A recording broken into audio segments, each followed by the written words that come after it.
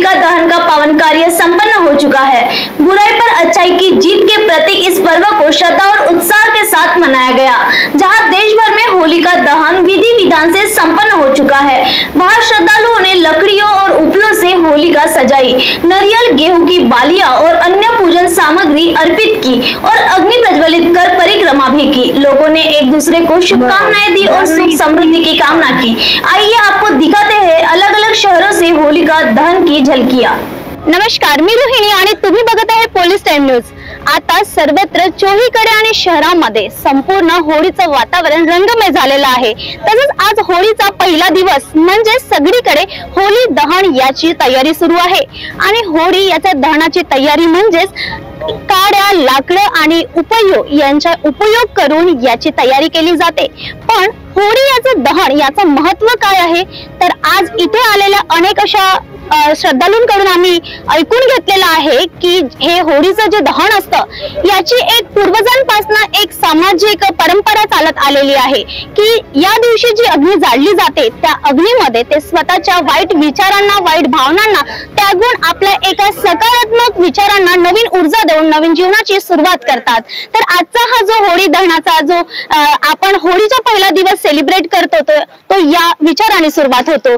तर जाणून घेऊया इथे आलेल्या अनेक अशा श्रद्धालूंकडून की या होळीच्या दहनानिमित्त त्यांची काय अपेक्षा आहे व होळीचं दहन याचं त्यांच्यासाठी काय महत्व आहे।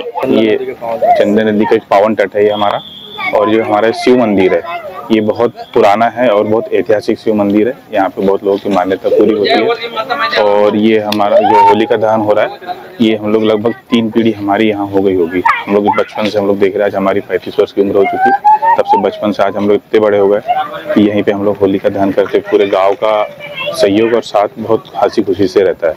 मतलब पूरे गाँव के लोग एक साथ मिल करके भाई थोड़े बहुत कार्यक्रम भी होंगे और सुबह बहुत कार्यक्रम रहता है यहाँ पर। हम लोग जब होली मनाते हैं यहाँ पर, तो अभी हमारी होलिका दहन हो चुकी है। होली के दहन का क्या महत्व है आपके लिए?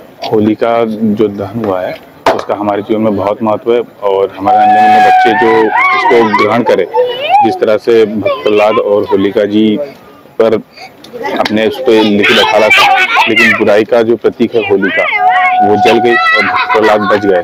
ये हमारे जीवन में जीत और असत्य का प्रतीक है।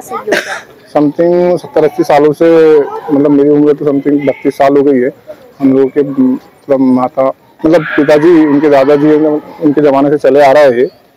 तो जब से हम देख रहे हैं कि 70-80 साल समथिंग हो गए। होली के लिए क्या विशेषता है आपकी? यही बुराई को अपने मिटाना है और अच्छाई को अपने सामने, मतलब अपने बच्चों को, अपने जो युवा पीढ़ी है उनको बताना है कि भाई बुराई का ऐसा ध्यान होता है और अच्छाई अपने ग्रहण किया जाता है। और अभी जो आपकी ये होली दहन हो गई है, आपके हिसाब से किस तरीके से होली मनाना चाहिए?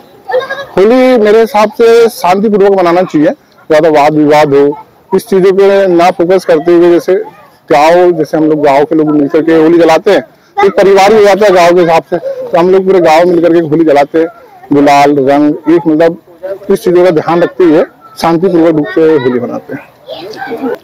तर आता आपण जाणून घेतलेलं आहे इथे आलेल्या श्रद्धालूंकडून की त्यांच्यासाठी होळी दहन याचं महत्व काय आहे व कित्येक वर्षापासून ते या होळी या सणाला किती हर्ष आणि उल्हासाने मनवतात।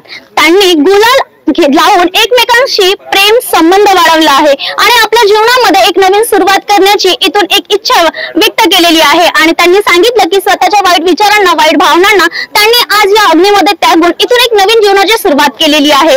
पुन्हा भेटूया नवीन स्टोरीसह। पोलीस टाइम न्यूज साठी व्हिडिओ जर्नलिस्ट स्वप्नील सह मी रोहिणी, नागपूर।